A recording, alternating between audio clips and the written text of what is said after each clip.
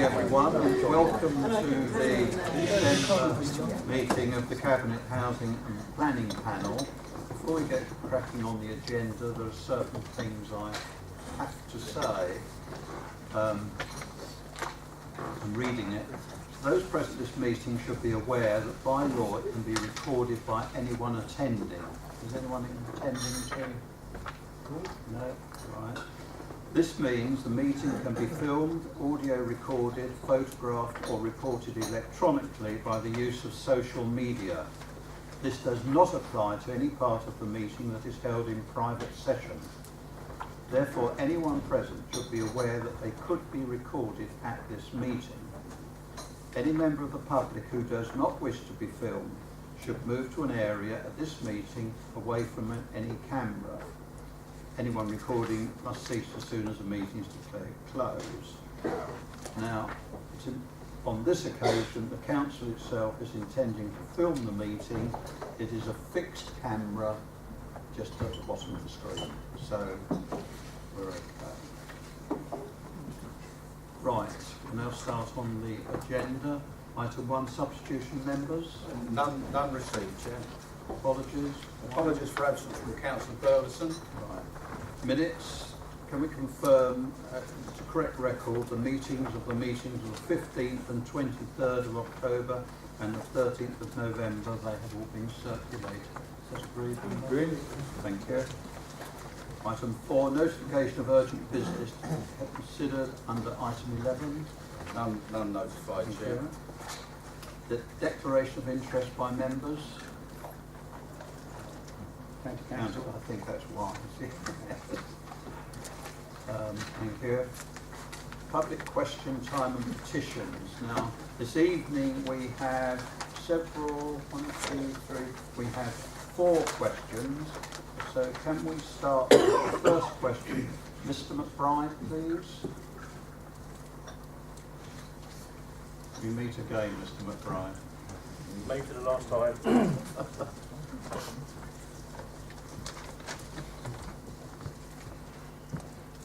I want to know if the council stands by their heritage appraisal outcome by Atkins Heritage.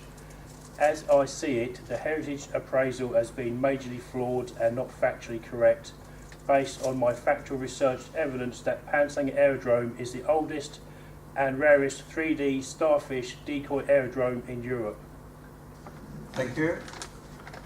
English Heritage have reviewed the evidence prepared by Atkins Heritage and have concluded that 2 of the building recommended for listing do not meet their criteria. The council accepts this decision. Thank you. That's not the answer to my Second question. From Mr. P. Miller. Mr. Miller here. Oh, there you go. Okay. Where you go? In the Director's report on the local plan consultation document prepared for tonight's meeting, it states in section 9, paragraph 14, that groundwater runoff would be addressed through the provision of sustainable drainage systems as part of the development of the site. Are the panel aware of the Environment Agency report, Rainfall Runoff Management for Development, October 2013, that states, in extreme rainfall events, the total volume of runoff from a developed site is typically between 2 and 10 times the runoff volume from the same site in a greenfield state.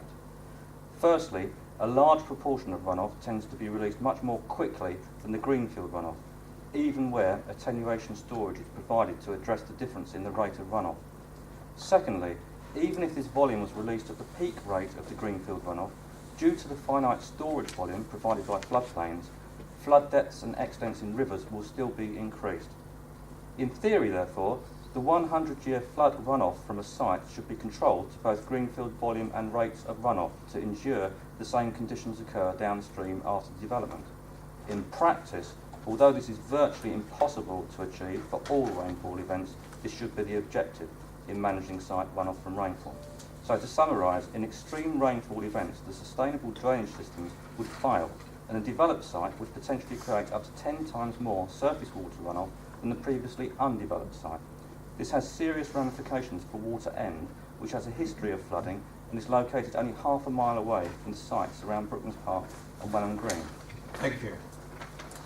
The response is, the Environment Agency report you refer to provides detailed guidance for runoff management for new developments and is not intended to be used for decisions on allocating sites in the local plan. Any development has the potential to increase runoff, and this is why the Environment Agency will require development on greenfield sites to achieve greenfield runoff rates. This would mean that water is stored on site through a variety of attenuation measures. The Sustainable Drainage Systems, SUDS, and released at a greenfield runoff rate based on the 1 in 100-year storm. Thank you. The third question Thank you. They don't work. is Mr. J. Taylor. Mr. Taylor? Not here. In that case, I'll read it. In the Sustainability Appraisal of Welwyn Hatfield Local Plan Consultation Document, December 2014, Brooklands Park P4 is assessed as having a negligible effect in relation to the increase in flood risk to people or property. Yet Brooklands Park P6, which is virtually adjacent to and borders exactly the same flood zone as P4, is addressed as having a minor significant effect. Should the assessment for each site not be the same? In fact, P4, being the largest site, would surely have a greater effect in relation to the flood risk. The response is, the Sustainability Appraisal framework presented in Appendix 2 to the SA report sets out the assumptions used in the SA, the Sustainability Appraisal. Objective 2.2 relates to flood risk, and our consultants have appraised sites with regards to the proportion of each site within either flood risk 2 or flood risk 3, as defined by the Environment Agency flood risk maps. Brooklands Park 4 scored negligible against this objective, as approximately 3% of the site area is located within flood zone 3. Approximately 7% of P6, on the other hand, is located within flood zone 3, and as such, this site scores minor negative, as per the assumptions for objective 2.2. The threshold between negligible and minor negative effect is 5% of surface site area. Hence, P4 falls below this at 3% and P6 above this at 7%. The sustainability appraisal will also be subject to consultation, and the assessment will be reviewed in the light of any comments made during the consultation. And the last question, Mr. D. Dixon. No. This is a long one. The answer given by the chairman at the last meeting, minute 44.2, refers to a question about mineral extraction, states that the council has taken into account evidence, underlined, which demonstrated that it is possible to extract minerals where these are viable and develop sites within the planned period. Would the chairman please direct me to the evidence which has been taken into consideration by Welwyn Hatfield Borough Council, and also confirm that the key sites, Hat 1, Hat 2, Welwyn Garden 4, which account for 4,000 proposed new homes on just 3 sites, are in fact all achievable and deliverable within the planned period. As a matter of public confidence, the evidence to which the chairman refers should also be brought before the Cabinet Housing and Planning Panel for discussion in public and to be formally noted by the panel. The proposed public consultation in January and February 2015 would be incomplete and poorly informed without this evidence being in the public domain. And the answer is, the Strategic Housing Land Availability Assessment Phase 2, SHLAA, summarises the conclusions of the assessment of sites with regard to their achievability, availability and suitability, including with respect to minerals. This has taken into account information from the landowners and comments from Hertfordshire County Council as the Waste and Minerals Planning Authority. The council will publish the evidence it has received on the viability of minerals to accompany the consultation.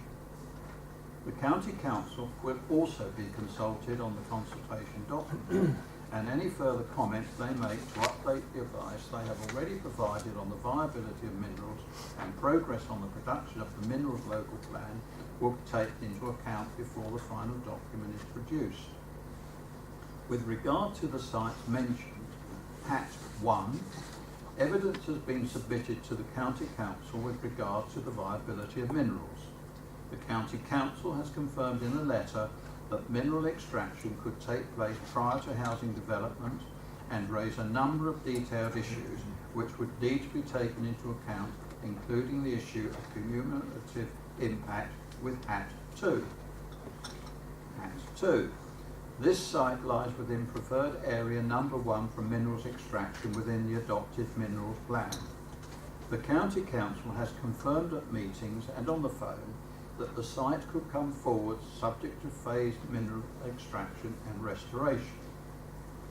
Detailed evidence on the phasing of minerals extraction was submitted by the landowners to the County Council, which indicates that the viable minerals area lies mainly in St Albans, adjoining the area proposed for housing. WGC 4. Evidence has been submitted by the Homes and Community Agency relating to the viability of minerals within their portion WGC 4, and the County Council has confirmed in a letter dated 10th of July 2014 that they agree with the conclusions that it is unlikely that they would constitute a viable economic reserve. Members were advised in the papers that went to this panel in October that no evidence has yet been received from Mariposa with regard to the remainder of the site. It is understood that this will shortly be submitted to the County Council. As noted in tonight's report, further transport modelling will be required for Junction 4, which could change the assessment of the suitability and achievability of sites in the future. Gosh, that concludes the questions.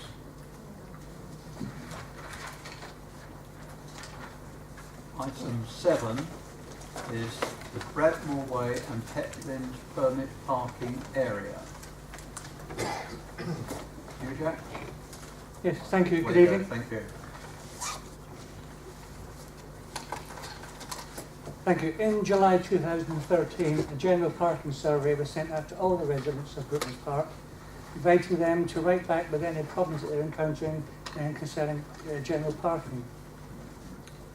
There were several hundred replies to this initial survey, and from these replies, we prioritised a list of locations, and the location we're about to discuss now featured at the very top of this list together with another location.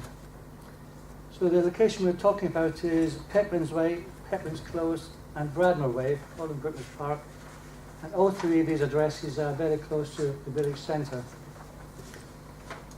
From the comments received from the general survey replies, we come up with our initial proposals, and we tried to keep these as minimal as possible, given the fact that, as previously mentioned, this location is very close to the village centre, and we didn't want to take away parking for the duration of the working day.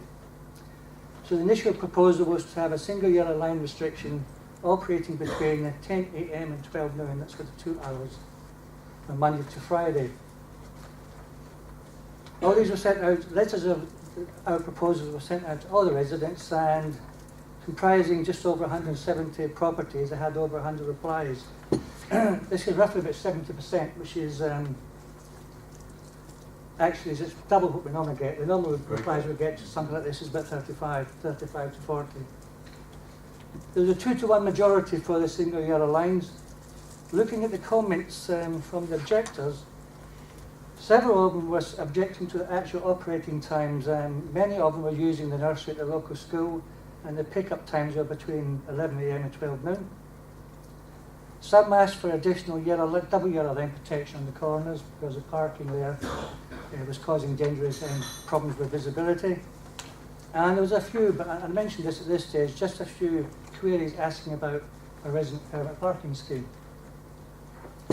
We thereafter amended our proposals, and a second consultation was sent out. We amended the single yellow line to 10 a.m. to 11 a.m., which is just a 1 hour. We then asked the residents if they would like to opt for a resident permanent parking scheme, and we also consulted them on the double yellow line junction protection. There's a clear majority received for the single yellow lines and the junction protection, and they voted at this time against the resident permanent parking scheme.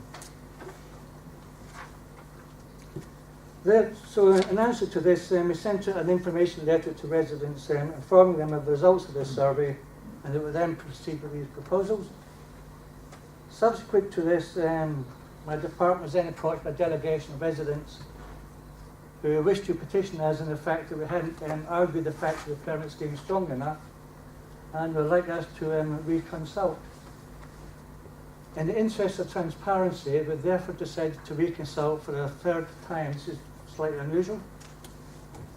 Once again, it generated over 100 replies, about 70%. And the results on this occasion was for the permit scheme was 59, and the single yellow line was 48. So a slight majority in favour of the permit scheme. We then moved to the notice of intent, advertising that would then proceed with these proposals in favour of the permit scheme together with the junction protection. I've only received the 2 objections to this. One of them mentioned that we're not providing any space for commuters.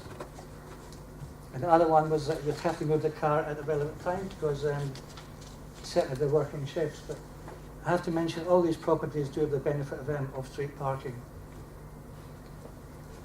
In conclusion, the unusual high amount of responses reflects the fact that the parking situation in this locality is high on the list of residents' priorities, with many residents citing blight on their quality of life. Whereas the choice between a permit scheme or yellow line restriction is closely contested, the vast majority of residents are in fact favour of parking restrictions.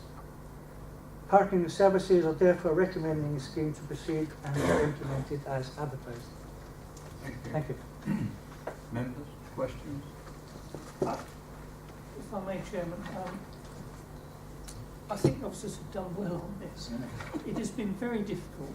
We have had the consultations more than we've ever had anywhere else, as far as I know. There's one paragraph in here which particularly annoys me. One of the objectors has said that this is an act of revenue raising. That's absolutely not the case. It was the residents who came to us over a period of time asking for some scheme, and the scheme ideas have been going backwards and forwards till we got to where we are today. But to suggest that the council is doing it as an act of raising revenue is just not true. I think, well done, officers. It's as good as we can get. We're not going to please everybody. I mean, by the voting, the replies for the voting, clearly you won't please everybody. But at least we're doing something, which is what the majority of residents want us to do. So, well done.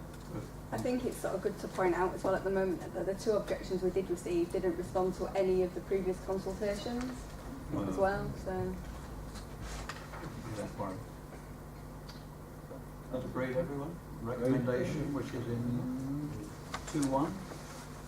Thank you very much.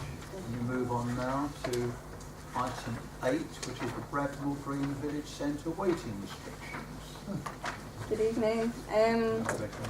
As Jack's outlined, initially we went with a parking sort of questionnaire in July 2013, and the responses from the businesses in this quite small area was that they were wanting us to look at this area with the intent of maybe increasing the existing 1 hour restriction that's there, and there was some requests for some disabled bays and also to mark out where possible parking bays to maximise the space. So we did go to the businesses with a proposal of going to 3 hours, and based on the responses to that, we compromised as the majority seemed happier with a 2 hour restriction rather than a 3 hour restriction. We did at this stage receive a number of responses from the businesses against the double yellow lines, so changing the single yellow lines to double yellow lines.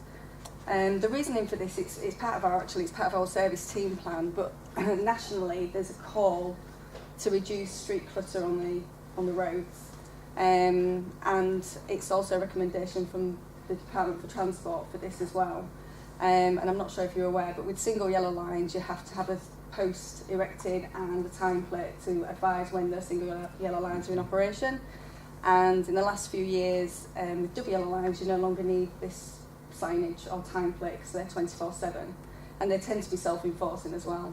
And in the particular locations that we're looking to introduce double yellow lines, they're quite narrow roads and they don't really suit parking at any time, really, to be fair.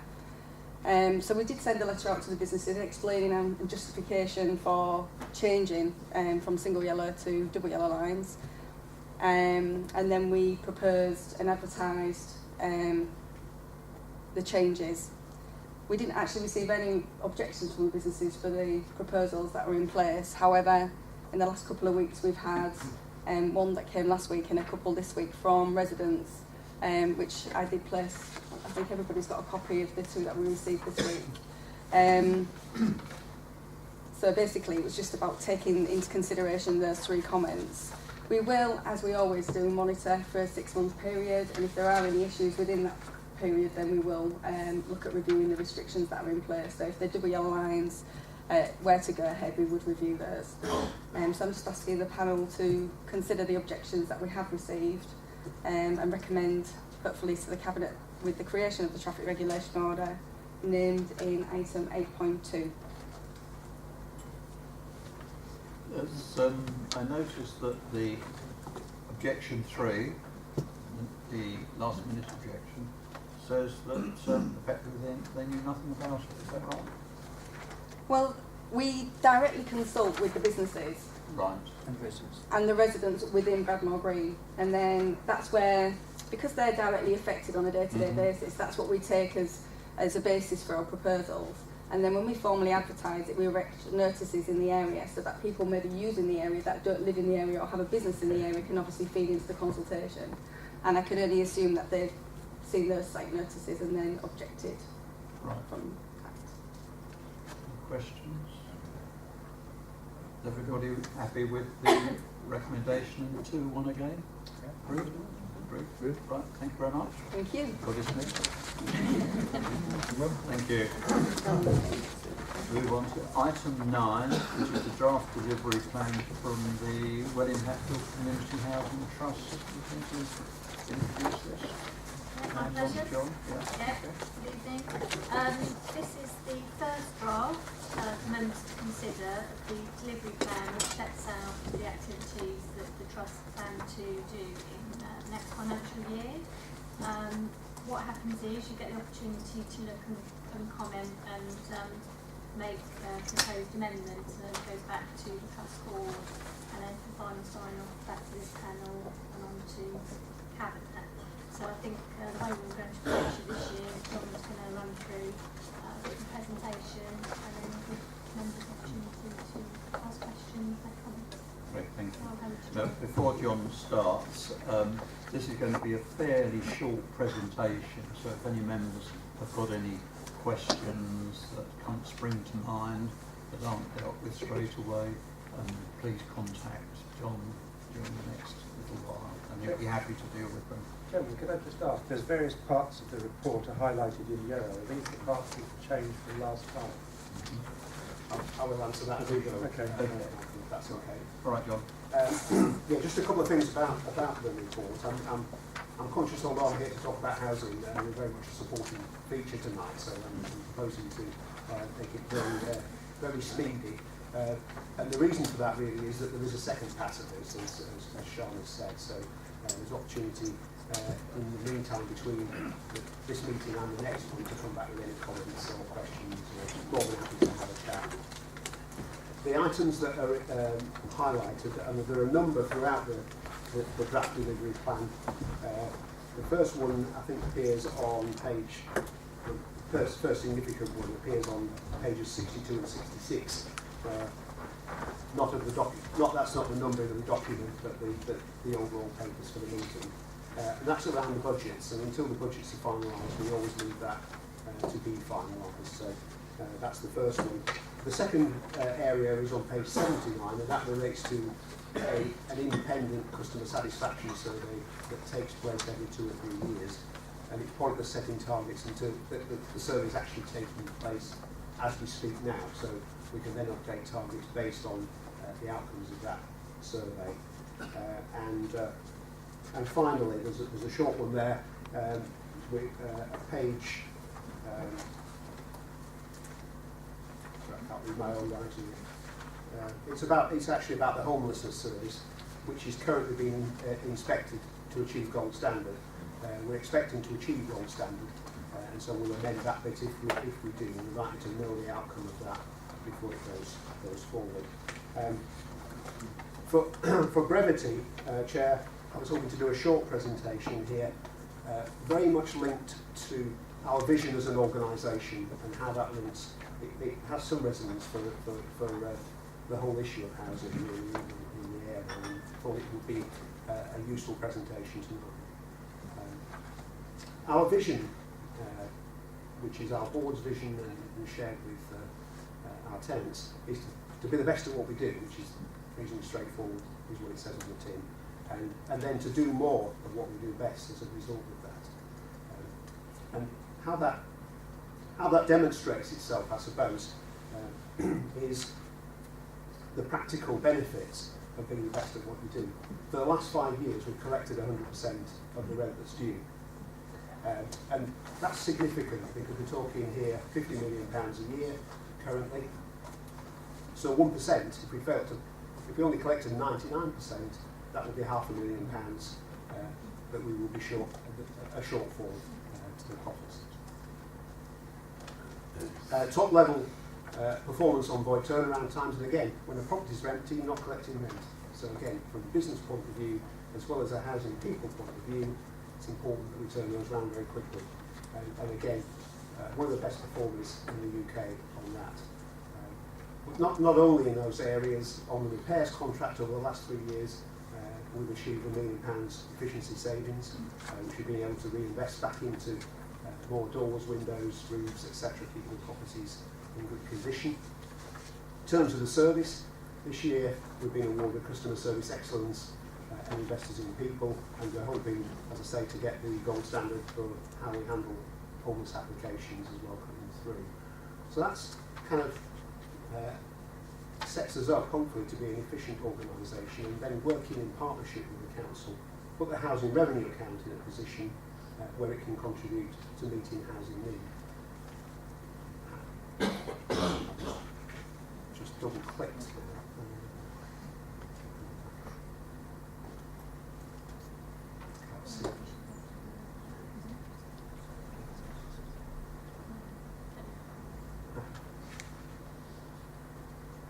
Bear with me a second.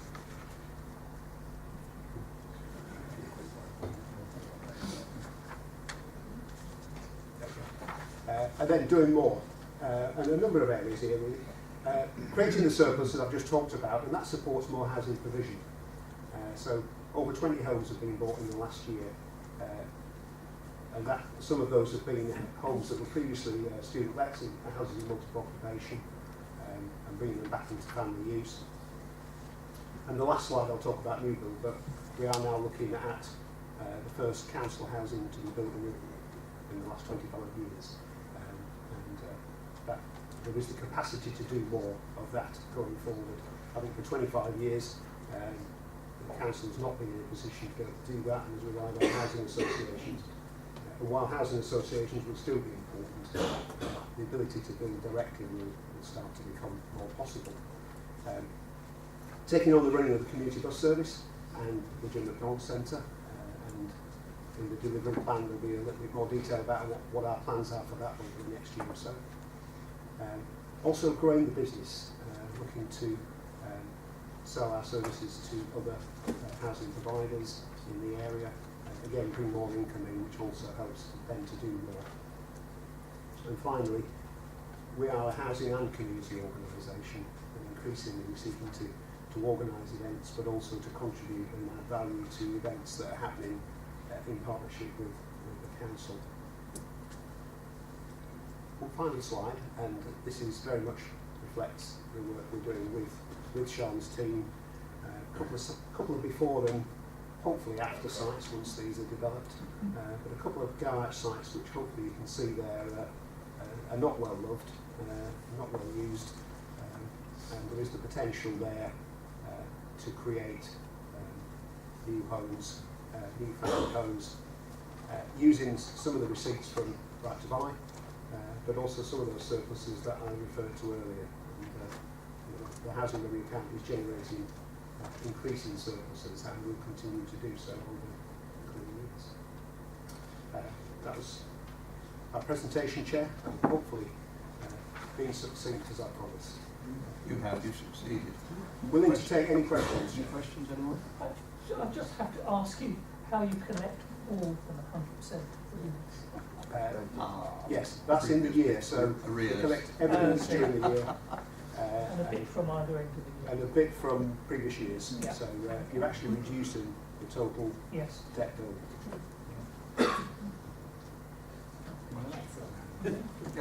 Yeah, I just want to make the point that in addition to the new build, which we're using Right to Buy money, and the acquisition of existing property, we're also facilitating new build with housing associations on garage sites. As we have done in the past. Yeah. It's a three-pronged attack.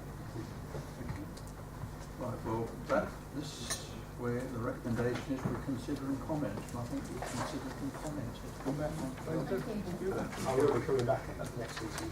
Okay. See you later. Yeah. You can hang on there. Move along.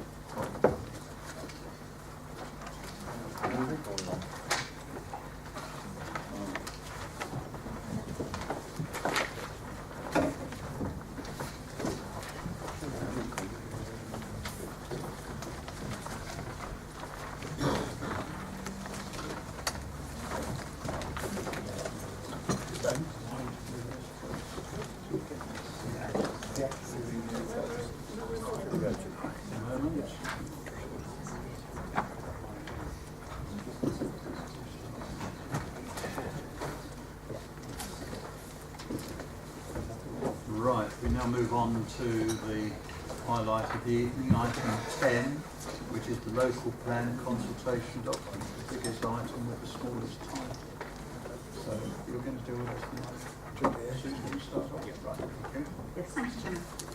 Following the consultation on the emerging core strategy, this panel agreed to a programme of work for updating the key pieces of evidence and for the programme of consultation on the local plan. In the last few months, updates to the evidence have been reported to this panel, including an assessment of the suitability of sites. The proposed consultation document before you sets out the implications of the updated evidence for strategic policies and the findings of the assessment of housing sites for public consultation. It also includes options for employment land, the suggested approach for retail frontages in town, village and neighbourhood centres, proposals for new urban open land, options for new burial space, and a proposed minor change to the major site boundary around the Royal Veterinary College.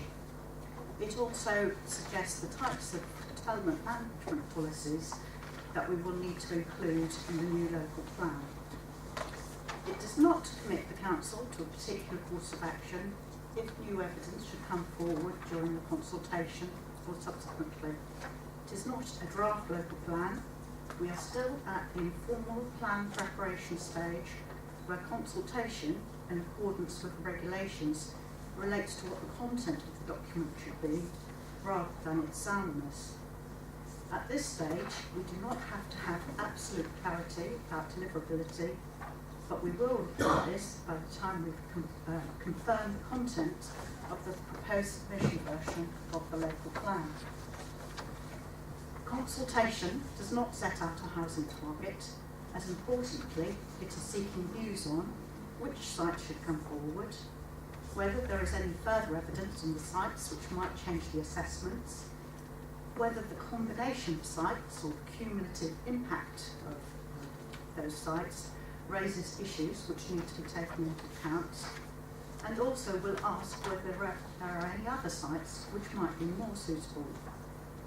It will help to demonstrate that we are leaving no stone unturned in our search for sites to meet the objective assessment, and that we are making progress in plan preparation.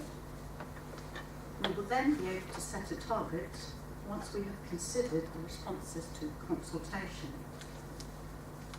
With regards to new sites, I understand that there is an ambition to improve the sports facilities at Gosling Sports Centre, and that a proposal to deliver this alongside residential development on the site has come forward.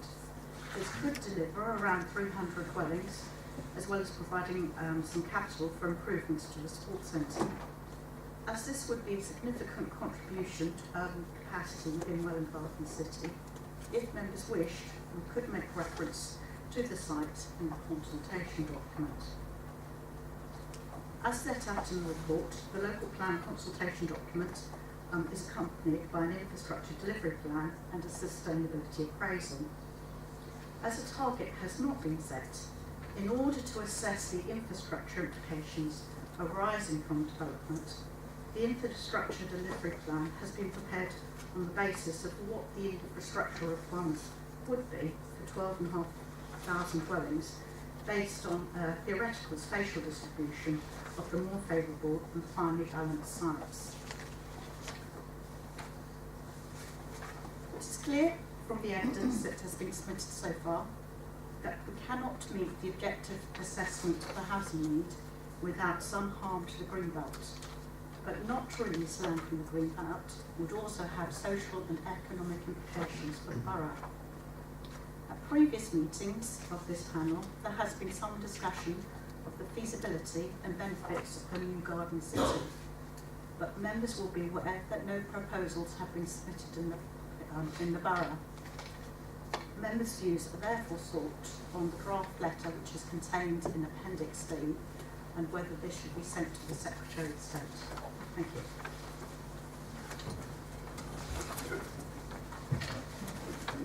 Got anything to say, Colin? No.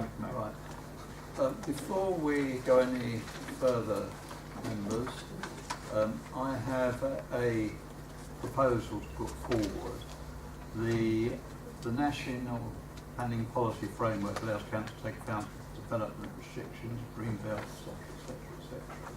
Now, this is a fairly intimidating document that's going out for consultation, and I suggest that we go to consultation only on the recommended sites. For the moment, we set the others to one side, although they will still be in the strategic house land availability assessment. So we'll concentrate on the favoured sites at this stage. I'm sure that in the life before we finish this task will be many, many changes, but as I think will be quite useful in simplifying the first step. Thank you, Chairman. Have the microphone there. Thank you. I understand why we want to limit it to more favourable sites. It avoids clutter and cuts out confusion, and it may also defend our ability to keep more of the green belt than otherwise. But my concern is that amongst the more favourable sites, it's the northwest of Hatfield that figures so massively, and therefore will become even more disproportionate. If I may, I'll just recap on some of the objections to those sites I raised at the meetings of this body on 15th and 23rd of October, and say why I think a little bit more work needs to be done before we can go out of consultation as is. I mean, we had a consultation process 2 years ago, and one of the main things that came out of that was a more proportionate spread, and I think we've accepted that needs to be done. The trouble is, if you look at page 84 of the document, the HAT 1 and HAT 2, they look so overwhelming that I think, at least from the point of view of residents living there, they think we haven't listened. And the danger is, if we haven't listened to the consultation exercise that took place 2 years ago, that undermines the credibility of the scheme. Now, Hatfield is being asked, according to this, to take the lion's share of the more favourable sites. I think it's about 50% more than its proportional share outside the urban areas. And that's on top of the fact that in the previous 10-year period, Hatfield took the lion's share anywhere, the former aerospace site. So I do think we're overdoing Hatfield. Now, if we have 3,430 homes in northwest Hatfield, as suggested, it'll overwhelm the existing communities and put massive strain on the infrastructure. Well, on page 33 of the document, this is about the last page reference I'll make, I won't be going into too much. Policy intention CS3, it says the primary focus of new development being in and around the two towns where accessibility to student transport networks and public transport is good. Well, I can understand the policy. It makes sense to try and leverage off any existing infrastructure. The trouble is that kind of conflicts with Hat 1 and Hat 2 because they're not near strategic transport infrastructure. If you were to live in those developments, the station is a long way away. If I was to walk down a drive to St Albans, it's just as easy to get to, and the fast train service is better. Shopping, you drive to Welwyn Garden City or St Albans. And ironically, as a result of that, all those new houses wouldn't actually really help the regeneration of Hatfield Town Centre. So I do think that because it's been built outside the proper boundaries of Hatfield, or just adding on willy-nilly, we're actually conflicting with that policy requirement. So I think that would not really help. I think there's a lack of consistency potentially. When I looked at the document in the October, ready for the October meetings, I could see a number of sites, particularly in the rural areas, have been rejected or classed as less favourable for some valid reasons. That was fine. But I thought to myself, well, hang on, some of those reasons could apply equally well to Hat 1 and Hat 2, so I don't think we've been fully consistent. One of the reasons why a number of sites were rejected was to avoid coalescence of different settlements, which is a good thing. The trouble is with Hat 1 particularly, we're achieving coalescence between Welwyn Garden City and Hatfield. And if there was one bit of coalescence we ought to avoid in this borough, it's coalescence between our two big towns. So I think that's a major problem. Obviously, I think the loss of greenbelt land, some's got to go, obviously, as Sue said, but the loss of a massive amount of greenbelt land is a problem, and Hat 1 in particular does contain some of the most, I think, the borough's highest quality agricultural land. I think in these days food security will become a problem, and therefore I think that's dangerous. The other point is that it puts all our eggs in one basket. We're placing undue reliance on just two large sites in northwest Hatfield, which, when you look at the map, are almost one big site, to deliver the bulk of our non-urban housing requirement. And I think that's dangerous, because it sort of implies that if, as a result of the consultation process, some major problem will come up, that we've got nowhere else to go. Interestingly, East Staffordshire, they're doing their draft local plan at the moment, and they've been criticised in an interim report by the inspector for just this fault. So I had a look at the East Staffordshire local plan, and they're less concentrated in Burton-on-Trent than we are in Hatfield. So I think that's a problem. It's all right, these are objections, and one might say, well, why not just deal with them as part of the consultation process? But I go a little bit further and say I think at the moment we're not ready for consultation on the document as it stands, partly because, as I say, we had a previous consultation. The results came out with a more proportionate distribution, and it will look as if we haven't listened at all to Hatfield, and I think that undermines the credibility of the new exercise if we're not careful. And lastly, because our eggs are all in one basket, if we go into a consultation exercise with no room to maneuver, that means I don't think we have the right flexibility of mindset. In reality, we will have to react to the comments made. Various people will make comments, residents, councillors, developers, technicians, goodness knows who. And we need to be in a position where we can say, okay, we'll add a bit here and deduct a bit there. We don't want to be in a position where we say, well, okay, we can move some, but these two big ones, they're just too big to fail. So I think at the moment we need to do some more work. So, Chairman, I'd like to recommend that some more work is done to try and alleviate the disproportionate impact of housing development upon North West Hatfield. Thank you. So you're suggesting that Hat 1 should be reduced?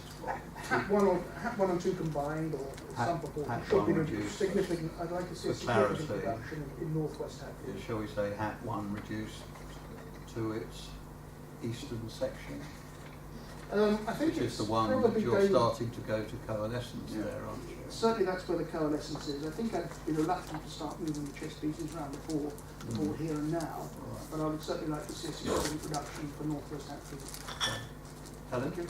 Yeah, if I may, Chairman, I have to agree with Councillor Bell. I think most of us would be against coalescence in that area, and also butting homes right up against the A1M. I represent a ward where there are homes on the other side of the A1M, and it is very, very difficult for people to live in that sort of area. Thank you. And to make it really work, I suppose, would be a tremendous land loss anyway. Chairman, could we just know from officers, for a comment, could we just know from officers, even if we just went with your first recommendation of only consulting on your favourable, how many? Sorry. Does this working? Is that working? Yes. Okay, sorry. Yeah, could I just know factually first from officers, if we go with your recommendation of only more favourable, how many homes does that produce? 10,100 dwellings. Okay.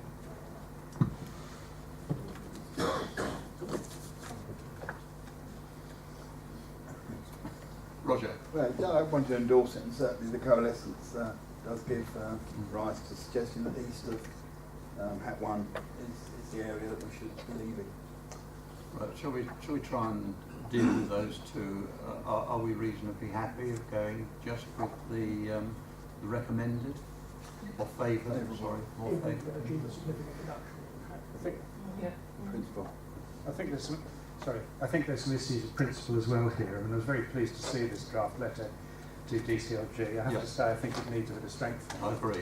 It doesn't actually say we want Garden City here. It sort of goes a little bit round it. And I think we need, you know, if we're going to try and get government to move, then and take some decisive action, it's got to be strong.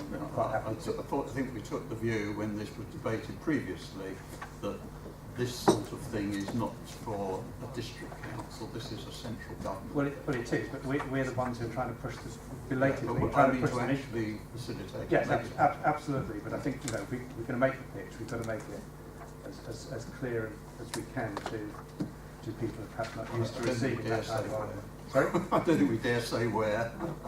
No, but there's, you know, the green belt actually doesn't extend enormously far north. If you No, look at it in it's a regional metropolitan terms, green belt. if you look at it in regional terms, it goes up just beyond Hitchin. If you go up the eastern side of Hertfordshire, it finishes just beyond Hertford and Ware, I believe. I think it does.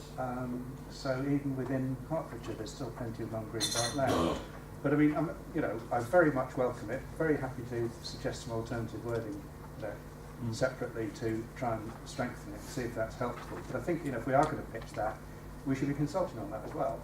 It's silly to say, here's a list of God knows how many sites that we've been talking through, but we might pursue another line, but we're not going to ask people whether they think that's actually a better way to go, because then we've got no evidence as to whether it's getting public support or not. So I think that's an important issue. I actually talked to the minerals people about Hat 2 the other day, and they said it will take 32 years to extract it. It goes well beyond the planned period. So actually, I think that one probably ought to be deleted anyway, because it's what's the point of going forward with something that's, you know, is not capable of delivering the homes that are being looked for. But my other concern is sort of slightly.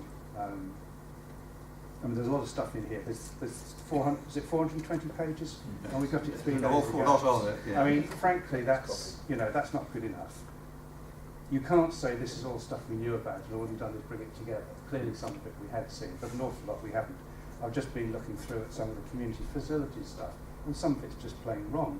I mean, it's talking about implying that Woodall Library is going to be expanded and what a great mobile library service they've got. Actually, the opposite is true. They're wanting to reduce it to being a volunteer-only library, and they're going to scrap or planning to scrap mobile library service. On the swimming pool, it said the only aspiration for Welwyn Garden City is to expand Monk's Walk. I mean, that's not a public swimming pool, that's a school swimming pool. So, you know, and that's new material, that's the problem. I didn't see this till just now. It only arrived 3 days ago. Certainly now that's not said. I'm sure you got it in the beginning of the week as well. Same with all this. So frankly, I don't think we can go and consult on the whole of something that we've not had a chance to examine. I mean, I think that's just actually ludicrous. I mean, there could be something in there that's utterly wrong, and you know, who's going to actually spot it? So I think we need to, if we are going to consult, then we need to consult on the alternative, and so very happy to work up on a wording that might help to sway government. But no, I'm not going to support consulting on this, partly because we haven't had a chance to read it, partly because there's no alternative. Right. Yeah. Thank you, Chair. I'm slightly confused. We've been talking about this process for years now, and it's changed so many times. One thing that hasn't changed is the areas that Councillor Bell referred to, and I agree with pretty much everything he said, not quite everything, but and it seems strange now to be talking about changing the sizes, although I think that should have been done. But I just want to pick up on your proposal, which was that we remove the less favourable sites, not remove them, but sort of Put them to one side. yeah, and to me that seems strange, particularly if we're talking about changing some of the favourable areas. Surely then that would indicate that you're going to have to look at the less favourable areas. If you're going to go out and consult people, then you might as well do the whole thing. I mean, why? I mean, this whole no stone unturned. Well, we're throwing some stones to one side. We need to turn them over all at the same time. I think people aren't. It's never going to be good enough for everyone. That's accepted. But we're so far behind, in my opinion. We should have done this so long ago. I think it's a bit late to start saying, well, we need to change this or we change that right at this stage. We need to have a plan, and this isn't ratifying the plan, and I certainly don't agree with a lot that's in here. And I'll be making my views known at a later date. And I think what's important is that we ask the public. All we've had so far is questions and petitions and things like this. If we go out to consultation, the public can have their say, and it's really important that we listen to them. So with that in mind, I mean, I'm not sure what sort of changes are going to be suggested here tonight, but I mean, generally, I think it's important that we get out and say to the public, this is generally what we're thinking, and this is just to go forward as a consultation document. It's not signing off on any plans. Yeah? Absolutely. I think, Jim, one thing that's always got me through this whole process, originally we were told we would get the heads up before the public got to see it in the newspaper. The original document came out and we did not receive it once again until 2 or 3 days before. In fact, Roger phoned me up to tell me it had come out because I hadn't seen it and it appeared in the paper. This catch-up has been going on all the time, and just as you know, I've voiced my worries in here. Places defined as villages with the definitions of it's got to have a hall and all the rest of it. In one part of my own ward, there's no village hall, it's defined as a village. And I'm just very concerned about some of the open mistakes that have been not put in here, but are in these reports. And to say, I've got mine in 3 days, I've gone through mine, I'm retired, so I've got the time. But it's hard work, and it's hard work just picking out the bits, just in my own 3 parts of my walls that have come up in it. And, you know, it just worries me, as Malcolm said, we're playing catch-up with all this paperwork. Stephen. John, Sarah had her hand up. If you want to take a... Thank you. Do you want me to go to the microphone? Yeah, I'd like to come round the front.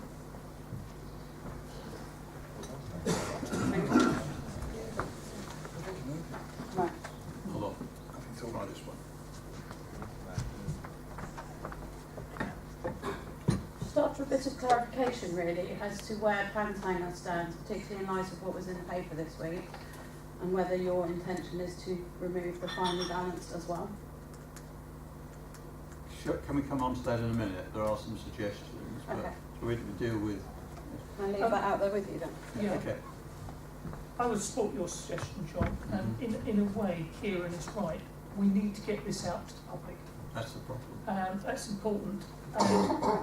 Malcolm, I don't agree with you on this letter because we might need to tweak it, but we want to get this letter off now.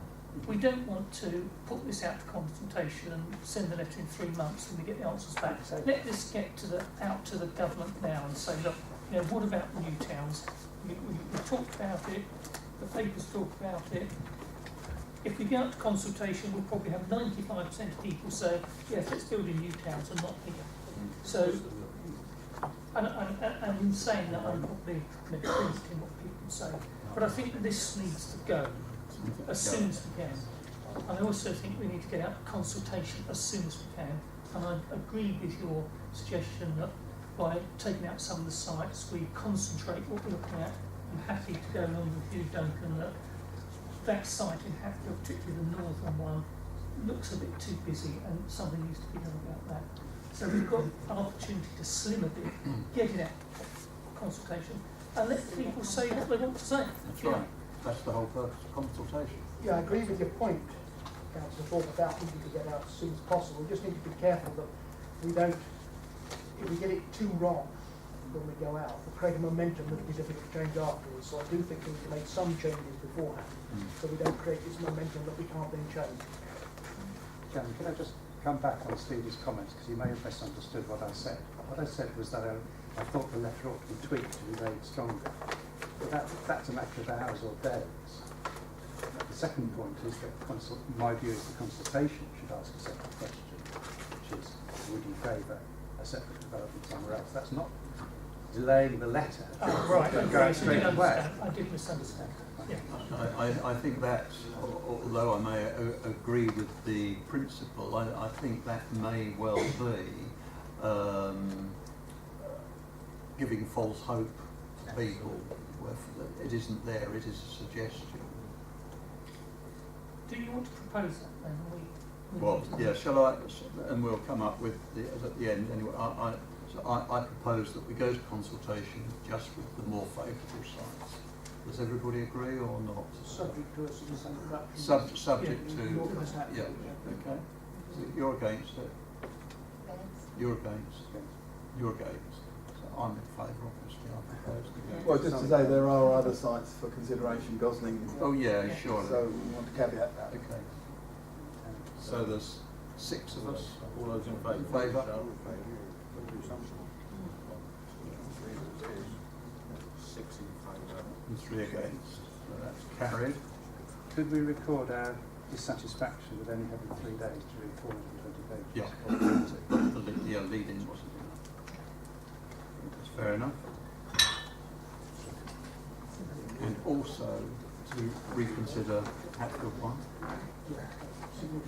Significant reduction in the size of that. Those in favour? Unanimous. Unanimous. Okay, everybody agrees. Okay. I wasn't going to deal with it now, but I'd better deal with it. As Sarah's raised, Hams Hanger Aerodrome.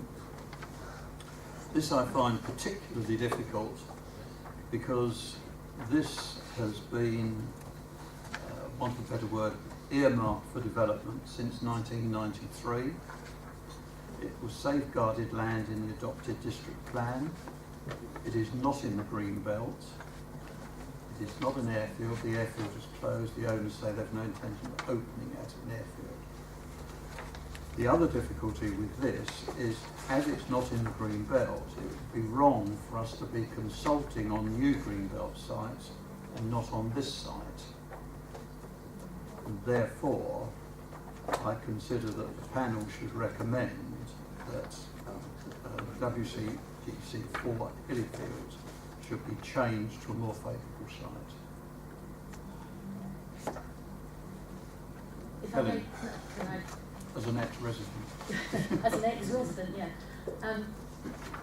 Because that has been finely balanced because it was an airfield and now it's no longer an airfield. Well, I think it was partly because of the Sport England, was it, their objection? Yes, yes, so for lots of reasons it's now not to be finely balanced, it's more favourable I think it should be considered. site. Yeah. I would agree that, as you said, it would be wrong to sacrifice Greenbelt and not consult on something that isn't actually Greenbelt.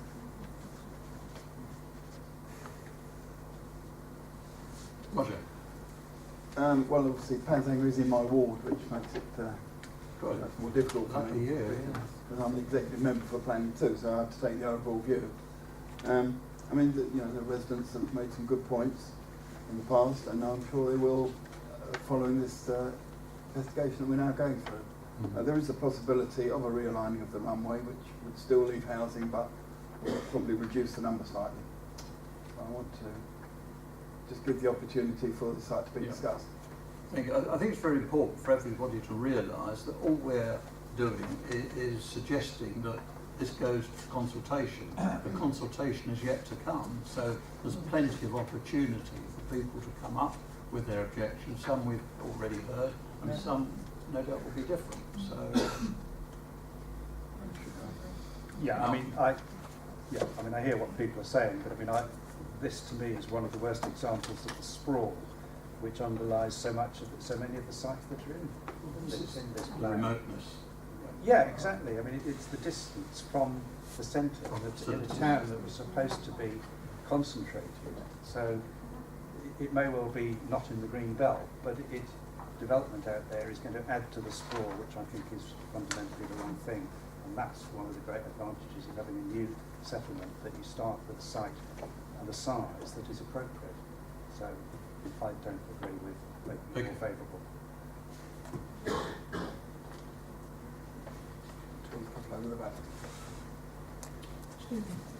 Sorry, Stephen. Yes, Chairman.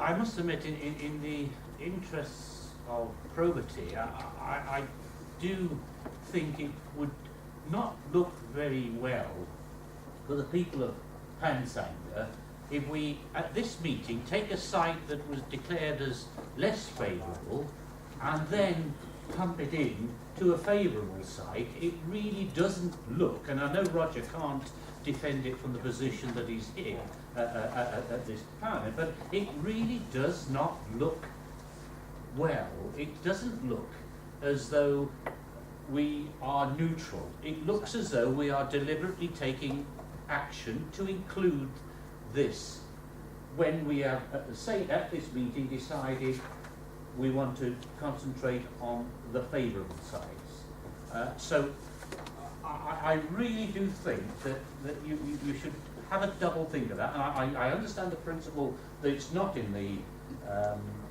green belt, but it doesn't look good from this point of view. And I have no axe to grind in Pansanger. My ward is well away from it, but I do feel that with all the local concern, that we are now being seen to be actually ignoring it and putting it in the pot, and now putting it in the pot where all the others in the pot are designated favourable. I can't shout as loud as Steve.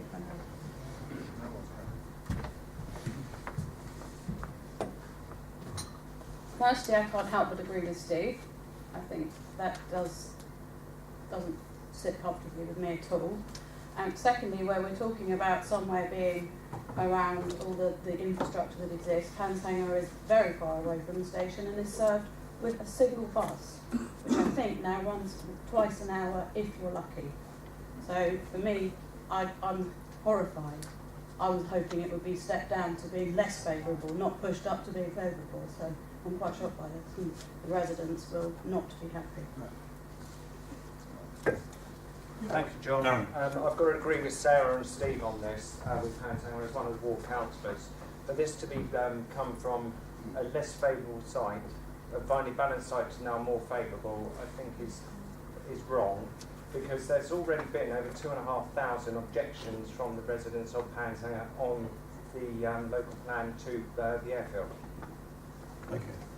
John? Yeah. You go first, Hannah. Okay.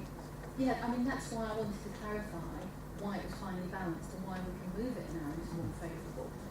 And surely there will also be some other sites that maybe move that way. There might be more other changes that make more favourable sites more finely balanced. So it's going to continue to be a moving feast. It is. Stephen? I think it is a difficult one, this. I have always been uncomfortable that it was less favourable simply because it's been earmarked in my reserve for development since 1993. And it isn't green belt land.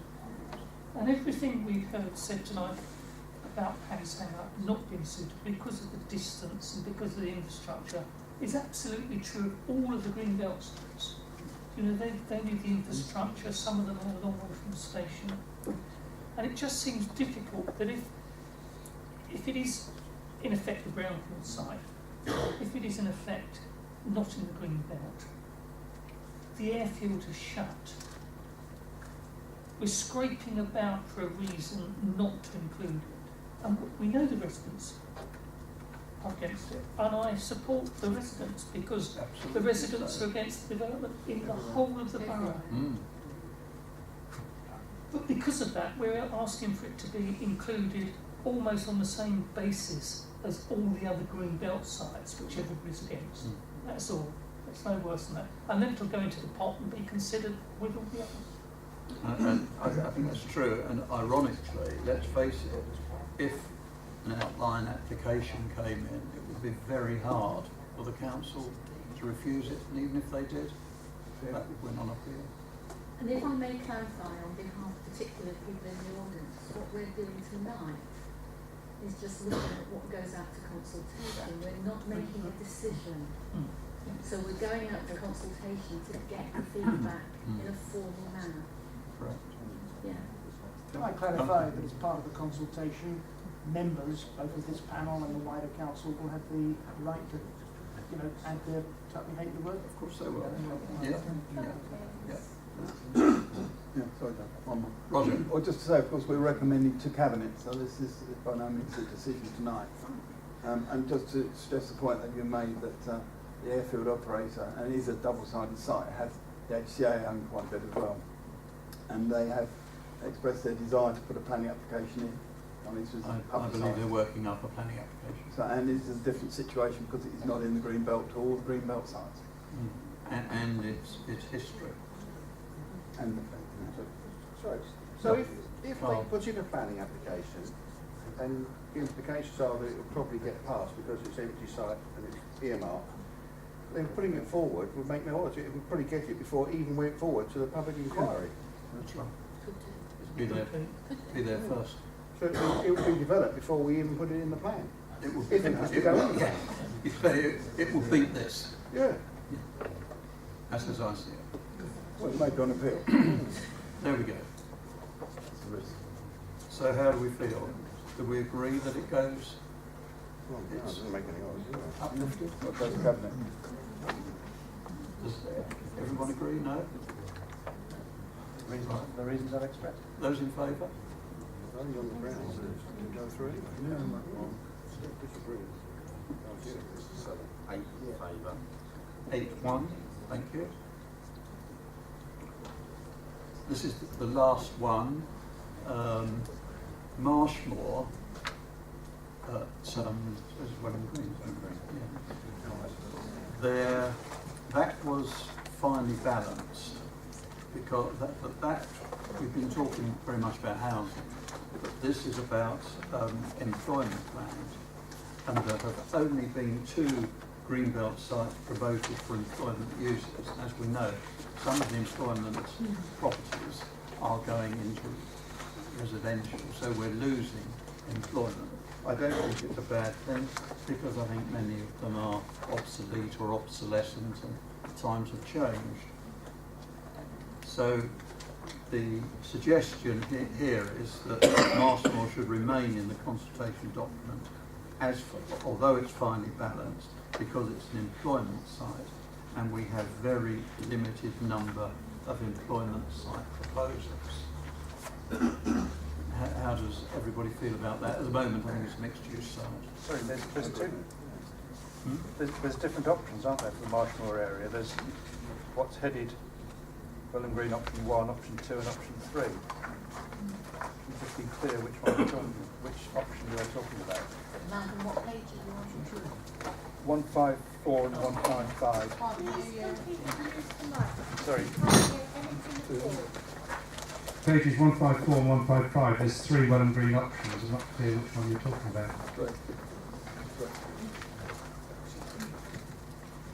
It's option 3 that has the employment proposal shown. 155.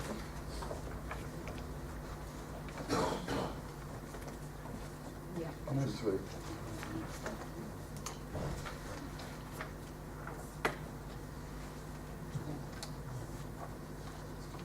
Sorry.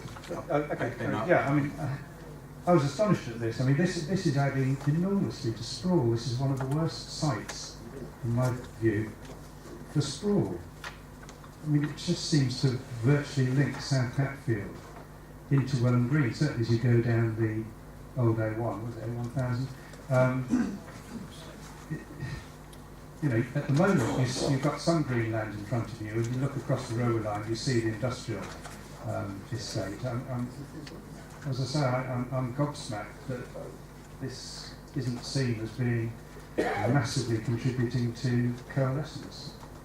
We struggle on that one. I mean, I'm not going to get into the argument as to whether Marsh Moor is so boggy that you shouldn't build anything on it or not, because that's a technical argument. But in terms sounds like it from the name, doesn't it? Well, that's what everyone says, but you know, life moves on, and you have to look at what you can do and what you can't do at any point in time, rather than prejudging it. I'm just saying, from a point of view of coalescence, it just seems astonishing.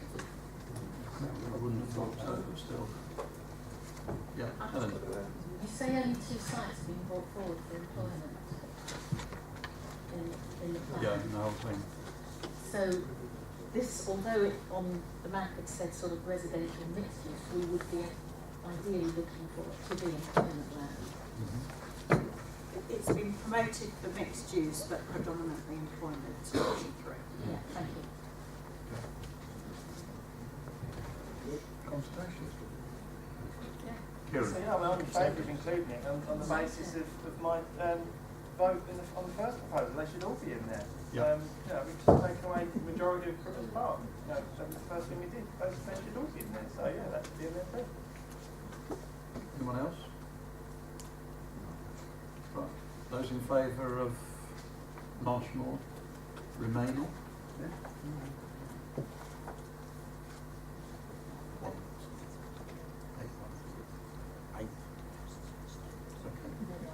Malcolm's closed.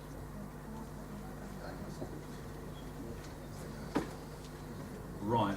Well, the next item I've got is resolution that the Cabinet gives delegated authorities to the executive member for planning to approve the document for public consultation, subject to changes we've just gone through. Just, Chairman, just before we go through that, Sorry, you mentioned Gosling, but we didn't really sort of say more about it. Well, that seems a bit odd, really. Yeah, that's just a new site, isn't Right, it? okay. It's a new site, which is coming forward. So we can include it if it comes forward in time? Yeah. Okay. Anyway, the resolution is that the Cabinet gives delegated authority to the executive member for planning to approve document for public consultation, subject to the changes we've discussed this evening. Yep. We happy with that? We're not happy with that. Shall we take a vote on that one as well? Well, since carry on. They voted against the first change you made. Then you have to say true to that and not possibly Okay. recommend. Otherwise, you'll be voting against yourself. Okay. I'm just wondering if there's a way of resolving the concern, which I do understand, we shouldn't box ourselves in. Should we not just have an appendix of sites that are not being considered? You know, they were finally balanced or less favourable, therefore We could schedule them. Schedule them, yeah, just so people know. Yeah. Because if somebody says, I think you ought to include this one, at least by doing that, we're not telling people they're consulting. There's no room for moving it. Well, just to say that any site owner can promote them during the period, whether they're finally balanced. Oh, yes. Yes. Or new sites that we didn't even envisage during the But consultation. I think that Duncan has in mind, probably, I shouldn't speak for him, should I, that the general public will have heard nothing about this, will know nothing at all about it. Unless they can prove it first, but I think just the general public should be aware of the sites that have been put on one side. Well, we can make the reference, can we? We can do that to your brother, where they are going to be at this age. If the vote is that finely balanced sites be removed from the consultation document, they will still appear in the strategic housing land availability assessment, which forms part of the consultation document. Or if you wanted to consider whether they remain just in there, whether there is another document prepared that also sits alongside that lists the finely balanced sites. At least the finely balanced, so people are aware of them without having to plough into too much Right. somewhere else. Okay. So as long as they're there and people know that there are some other sites, which I think is what everybody would want. Yeah, I think that, you know, for transparency, if nothing else, then I think I'm trying to say. I mean, ironically, actually, there's some small finely balanced sites that I don't have a problem with. It's the general tenor of the thrust of the thing. You know, there's one at the south end of Welling. I mean, that's You know, I know Sandra Kyriakidis has said, no, she has no problem with it. I've got no problem with it. I mean, it's, you know, it's a small site, but it's only finely balanced. So, you know, I don't think we should say that automatically we're not in favour of it. Certainly for clarity, I think there ought to There's be. usually a It gives us a bit of room to maneuver. Okay. right, and sorry, I should have dealt with this earlier. Your Malcolm, your comments on the letter. Yeah. The suggestion that the executive member has authority to agree the wording of the letter. So, if you've got any suggestions, I'm sure Roger will be very happy to Well, hear. do you want me to talk to you or talk to officers? To you. Well, Mandy's got her hand up.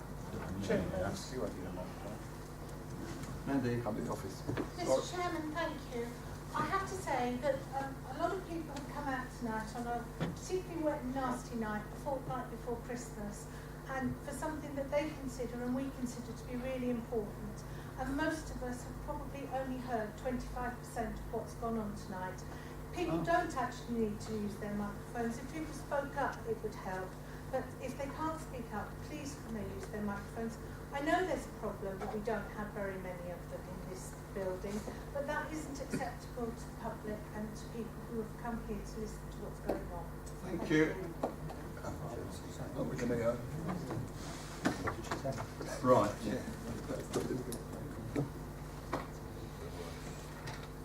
Is there anything else? Members?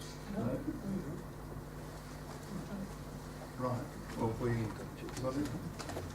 No? Right. So we go to the recommendations, which are in 2.1.1 and 1.2, subject to the other amendments that we've discussed this evening. So, are we in agreement with the recommendations? Sorry, I haven't got 2.1.1 on my. Sorry, they're misnumbered. It's in section 2 recommendations. They're numbered 1.1 and 1.2. They should actually be numbered 2.1 and 2.2. So apologies for that. I'll read them out. The panel recommend to Cabinet that the local plan consultation document, infrastructure delivery plan and sustainability appraisal be published for the purposes of public consultation. Agreed. Right. We're going to have a vote on that. Those in favour? 6 in favour. Those against? 3 against.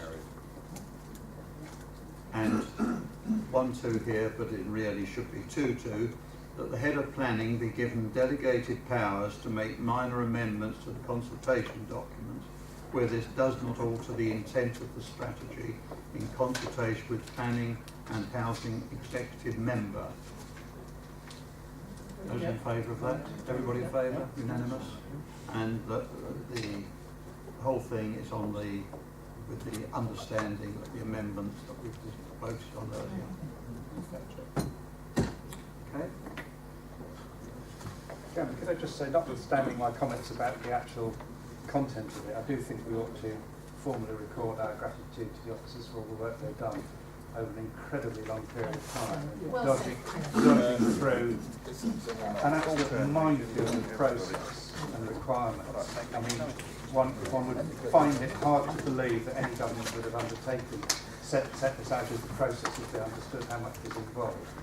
And I remember at the time it seemed a year to get a plan out, which was a joke at the time, and it's even a bigger joke when you've seen how much work's actually done. So I think we do need to say how grateful we are that they have ploughed on. I was going to say something similar, but I second what you say, and it must be an absolutely soulless, daunting task to do, with changes all the time. And personally, We'll parceling up jelly, isn't have it? you started yet compared to what it'd be like for an audience response plan? Yes. Yeah. We'll pass your thanks on to the team. Thank you very much. And anything else? Local planning? There's nothing else, so nothing else. So May I take this opportunity, it's the last meeting of the year, to wish everybody happy Christmas, and we look forward to the next year. And I'm sorry the public couldn't hear very well.